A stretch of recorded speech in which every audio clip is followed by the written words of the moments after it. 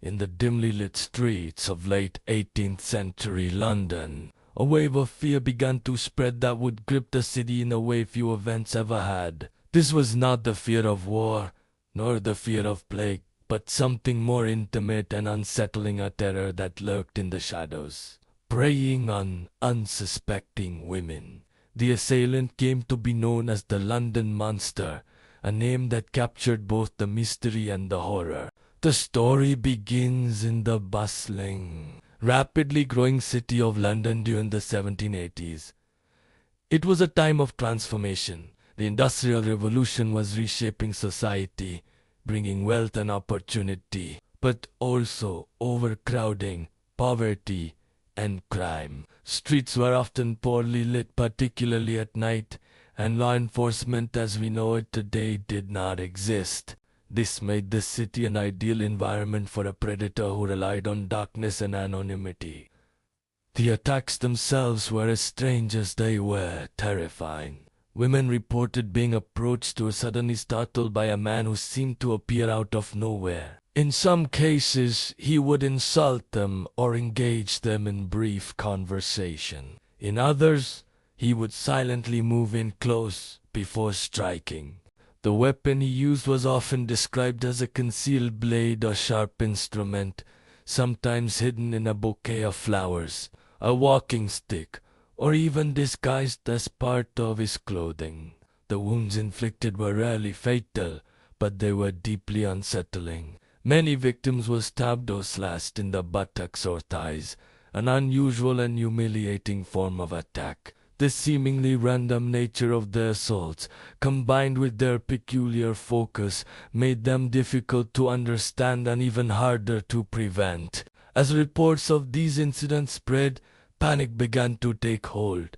Women became afraid to walk alone, especially after dark. Some began wearing protective padding beneath their clothing, hoping to shield themselves from the attacker's blade. Others avoided certain streets altogether, altering their daily routines in an effort to stay safe.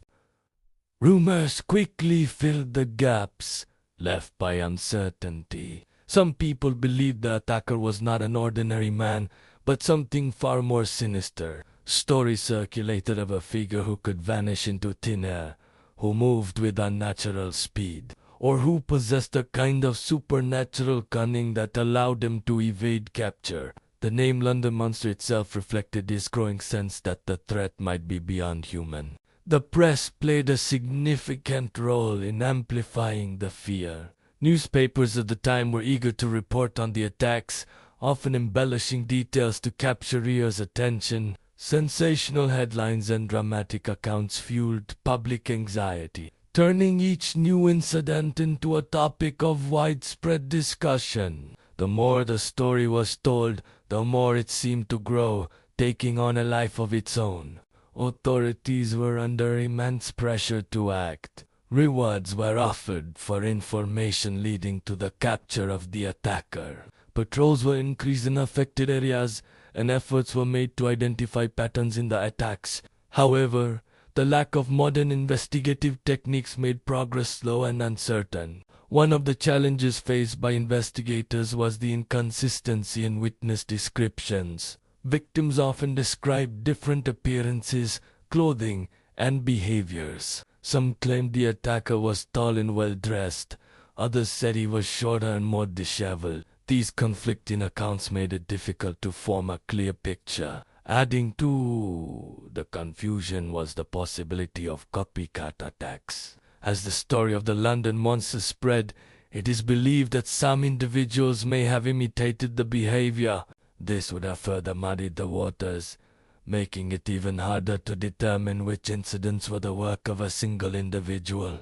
Despite these challenges, the authorities eventually focused their attention on a man named Reinwyck Williams. He came under suspicion after being identified in connection with one of the reported attacks. Williams was arrested and brought to trial, where the case against him relied heavily on witness testimony. The trial itself was a spectacle, drawing significant public interest. For many, it represented the long-awaited resolution to a period of fear and uncertainty. Witnesses came forward to identify Williams as the attacker, and the prosecution painted a picture of a man driven by strange and troubling impulses.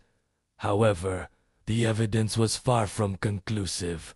Critics of the case argued that the identifications were unreliable, influenced by the intense publicity surrounding the attacks. In a city gripped by fear, it was possible that witnesses saw what they expected to see, rather than what was truly there. Despite these doubts, Williams was convicted not of the attacks themselves, but of assault and sentenced to imprisonment.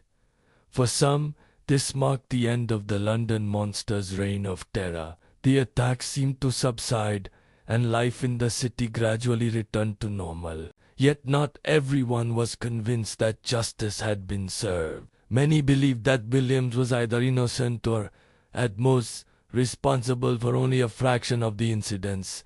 The idea persisted that the real attacker or attackers had never been caught. This lingering uncertainty has kept the mystery of the London Monster alive for centuries. Historians and researchers have revisited the case, examining the available evidence and exploring different theories. Some suggest that the attacks may have been the work of multiple individuals. Others believe that the entire episode was exaggerated by the media, with fewer genuine attacks than reported. There is also the possibility that psychological factors played a role. The late 18th century was a time when understanding of mental health was limited, and unusual behaviors were often misunderstood or misinterpreted. The attacker or attackers may have been driven by impulses that were not recognized or treated. The cultural impact of a London Monster cannot be overlooked. The story reflects broader themes of fear, rumor, and the power of public perception. It highlights how quickly a city can become gripped by panic, and how difficult it can be to separate fact from fiction in the midst of a crisis. In many ways, the London Monster can be seen as an early example of a phenomena that continues to this day. The creation of a larger-than-life villain through a combination of real events and collective imagination. The name itself evokes something more than a human attacker, suggesting a creature that embodies the fears of an entire society. The case also underscores the limitations of the justice system at the time. Without modern forensic techniques, investigators had to rely on witness accounts and circumstantial evidence, both of which could be unreliable. This made it possible for doubts to persist even after a conviction had been secured. Today, the London Monster remains a subject of fascination. It has inspired books, articles, and discussions about crime, society, and the nature of fear. While the details of the case may never be fully resolved, its legacy endures as a reminder of a time when the shadows of London seemed to conceal something truly terrifying. Ultimately, the story is not just about an attacker, but about the people who lived through that period there. Fears, their reactions, and their attempts to make sense of the unknown. Whether the London Monster was a single individual, multiple perpetrators, or partly a creation of rumor and imagination, the impact on the city was very real. In the end, the mystery may be the most enduring aspect of all. The unanswered questions, the conflicting accounts, and the possibility that the truth was never fully uncovered continue to intrigue those who encounter the story. It is this combination of history and uncertainty that ensures the legend of the London Monster will not easily be forgotten.